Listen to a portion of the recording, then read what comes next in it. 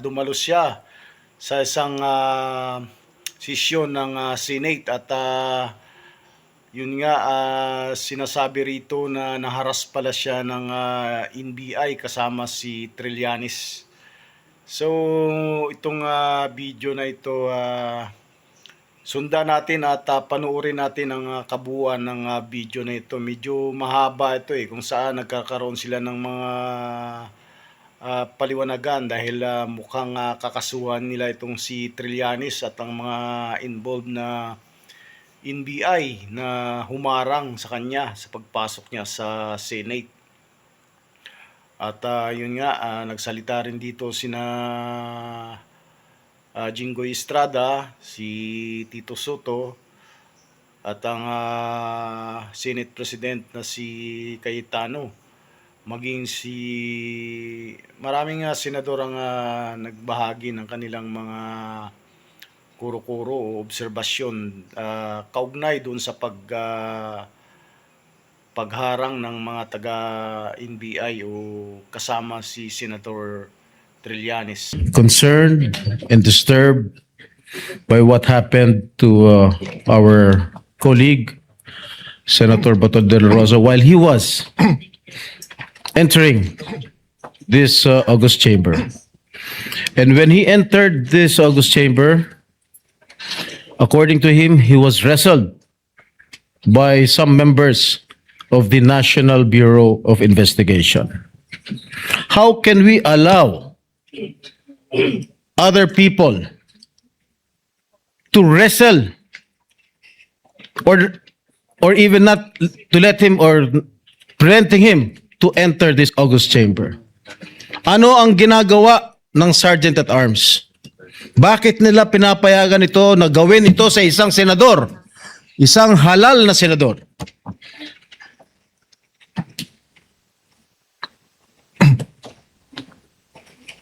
Sila, tanong ng tanong bakit hindi pumapasok si Senator De La Rosa. Ngayon at pumapasok, pinipigilan na pumasok.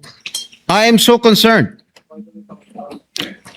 Kahit siguro miyembro ng majority, minority, basta inabuso ng kahit sino naman ng isang halal na senador, pagtatanggol ko rin.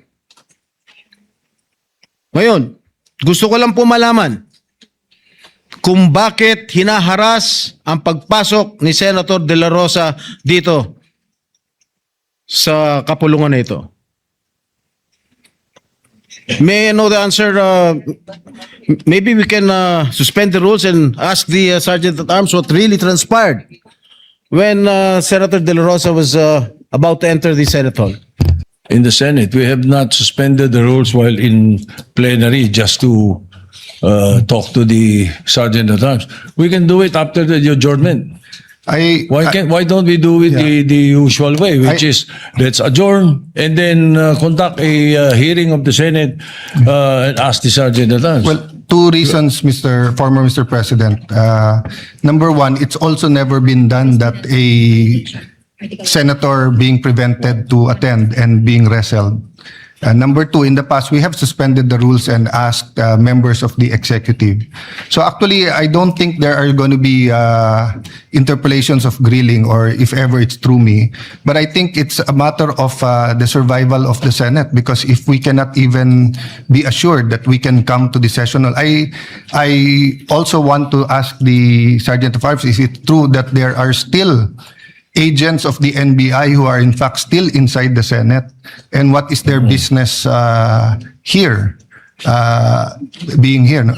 Yes, that is with the... your go ahead. Go ahead. I'm sorry, sir. No, Senator Bato was just raising his hand. I was about to say, I don't think it was the Sergeant at Arms who was preventing Senator De La Rosa. It was some elements from another agency, not the Sergeant at I agree, Arms. Mr. President. That's why my statement is we will allow him to give a report based on the CCTV that he has examined as our... With your permission, Senator Soto, can we recognize Senator Bato? Yeah, sure. Before acting on your reservation. Right. Yeah, thank you, Mr. President. As of now, Mr. President, Antonio Trillanes and some NBI operatives are still at the library, Mr. President. May I move that the Sergeant at Arms remove these people from the vicinity of the Senate. Mr. President,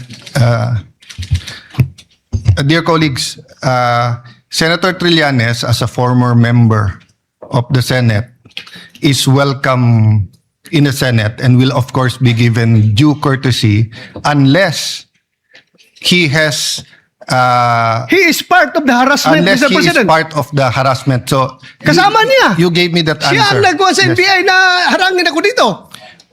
So Bakit natin hayaan siya nandito siya? yes, with that clarification, is there any objection that we ask we will ask the NBI to leave except for the person or people who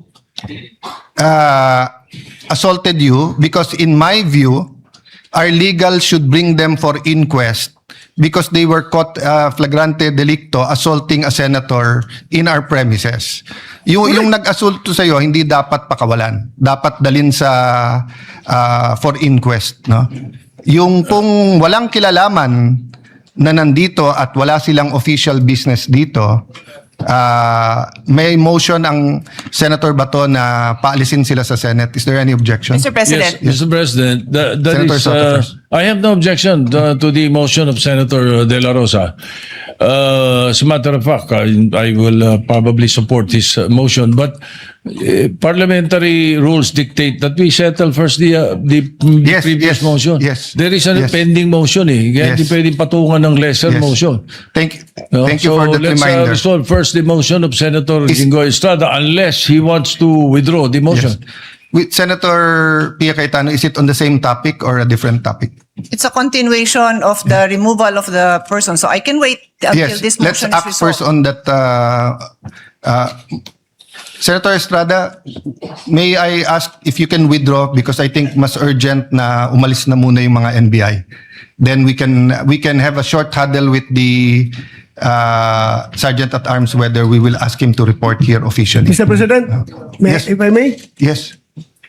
sana bago sila paalisin, i-identify muna natin yung mga Exactly. nagharang sa akin at i-inquest natin. Yes. Papailan natin ang kaso. Bago sila paalisin dito lahat. Dahil para tayong king queen dito. Yes. Inassault na tayo dito sa ating opisina. Tapos walang mangyari. Paalisin lang natin. No, We sir. have to arrest them. Yeah, let me clarify, Senator Bato. That's my point a while ago. Papaalisin yung mga walang kilalaman sa pag-assault sa iyo. And Correct. that is not limited to those who threw punches or wrestled you. Meaning, if they are in conspiracy together in trying to prevent you from attending the I session, am sure Trillanes is involved, Mr. President. then Andyan siya eh. then Kasama sila. my suggestion is to consult with the legal and to bring them for inquest. No, but before that, I will follow the suggestion of Senator Soto. Can we first dispose or withdraw muna? Mr. President, I withdraw my previous motion. So since the motion is withdrawn, Senator Pia. Yes. I think this is what the Senate President had in mind in any case. Let me just put on record, I think Senator Bato will also welcome this. Before removing anyone who is not involved, we have to determine who is involved and who is not involved. Obviously, I think that's quite obvious. But to be clear with the instructions of the Senate President, everybody here should be dealt with because they are here for a reason. We need to hear from them. They should give their testimony kung bakit sila nandito, sino ang nagpapunta sa kanila dito, ano ang instructions sa kanila, kahit tumayo lang sila dito, we want to know, why are they here? So, just to be clear, I'm pretty sure that is what the Senate President meant, but perhaps we can instruct our legal team very carefully bago paalisin. Pati yung identification nila, yung official identification nila, baka may mag-missing in action dyan. We just want to be clear that everyone who even witnessed, even if they were just a witness, we would want to have access to them, Mr. President. Thank you. Let me clarify. No? If the committees themselves can hold in direct or indirect contempt unruly guest, may they be witnesses, may they be our employees or whatsoever, basta't non-members ng Senate, lalo na pwedeng mag-direct or indirect contempt dito sa Senado. But we are dealing with two separate things, whether what they did was contemptuous, and then secondly, whether there was a criminal offense committed within our premises in front of our faces that gives us the right for an arrest and ask the DOJ for an inquest. That is why I think the Sergeant at Arms took our instructions a while ago not only to view the video but So yun, napanood nyo ang kabuuan ng video, at kung nais mong magbigay ng iyong opinion, reaction, mag-comment lang sa comment section sa ibaba ng video na ito. Maraming salamat, bye-bye!